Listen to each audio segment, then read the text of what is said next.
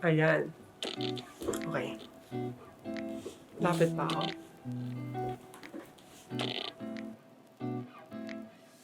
Hi there, Dance here. I hope you're having a great day so far. Welcome to our little corner where we'll be talking about interior design, creating art, and everything in between. I'm Dance Franco. I am an artist and an interior design student of UP Diliman here in the Philippines. In this video, I'll be talking about the top 5 myths and misconceptions I learned so far while being in the program, and I would like to share it with you guys. Let's get on with the video. Myth number 1. Interior design and interior decoration are the same. No. Just no.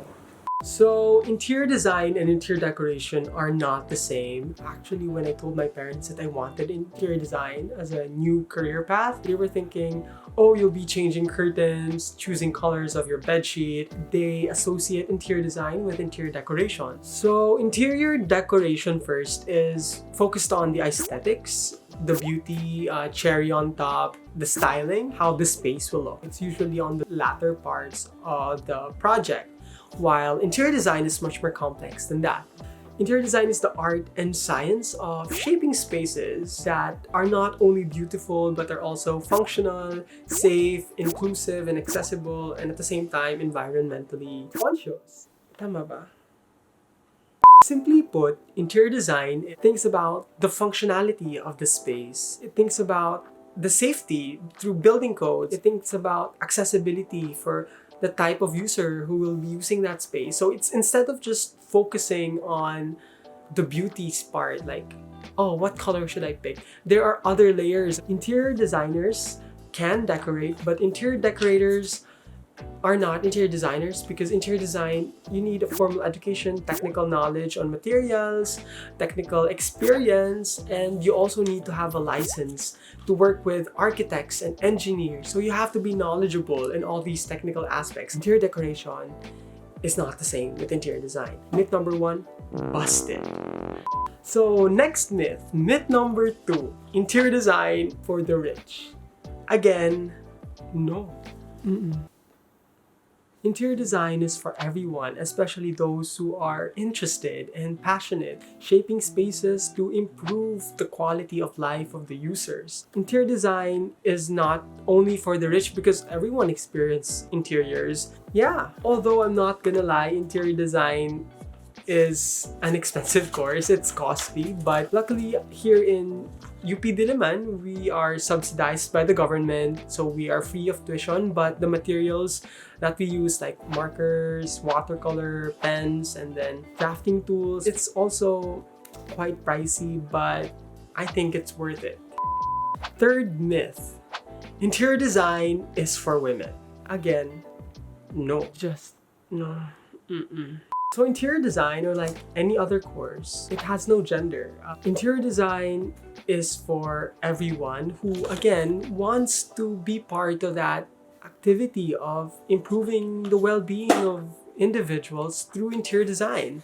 And I think this is a huge barrier, especially here in the Philippines, where there's that stigma that it's only for girls. Why are you taking that? I think this idea comes from the old notion that women are supposed to be homemakers, that they are left at home and should be taking care of the household. And now that times are changing, interior design is for everyone, all genders, to learn it if they want to. And I think as long as you have the interest and passion, you should be free to go through this career path. If you're a guy who doesn't want architecture and finds more interest in interior design, then this shouldn't stop you. I think we should keep on breaking this stigma that interior design is a feminine course, and that's not true at all. Myth number 4, you need to be an artist to be an interior designer.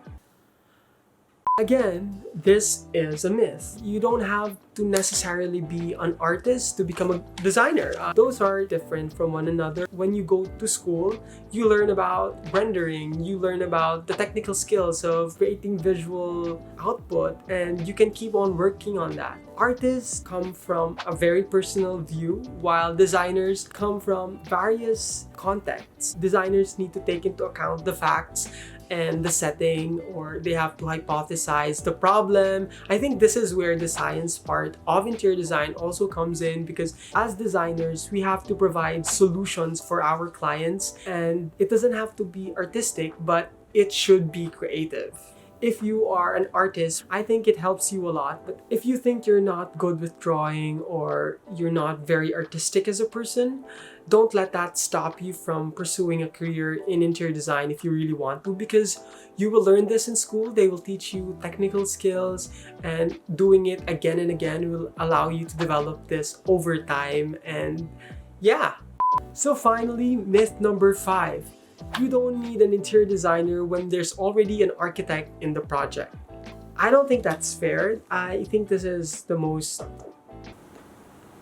Interior designers and architects bring something very different into the table, and I think the synergy or the relationship between them is important. So my professor, Ma'am Lady Mayo, who is a dean in my college, have a very strong metaphor, and I would like to share with you guys. Architects deal with the shell or the structure's integrity, while interior design focuses on the soul of that shell, or the intimate spaces. And architects think about the macro scale, like the bigger scale of things, while interior designers are into the details, the micro. And their synergy and relationship with one another is important. We're already in the 21st century, and no profession work alone. You need to have this level of trust and respect with what specialization you have. And I think, yeah, teamwork is necessary right at the start of the project. You need an interior designer while conceptualizing with the help of architects, engineers, contractors, furniture designers, and many other people, because it's usually a team. And if you hire an interior designer alongside an architect, you actually save more time, more money, and more resources. So in the long run, it's just good for you. Each has a specialty. They specialize on very different things. I'll talk about this in another video because it's very in-depth. Yeah.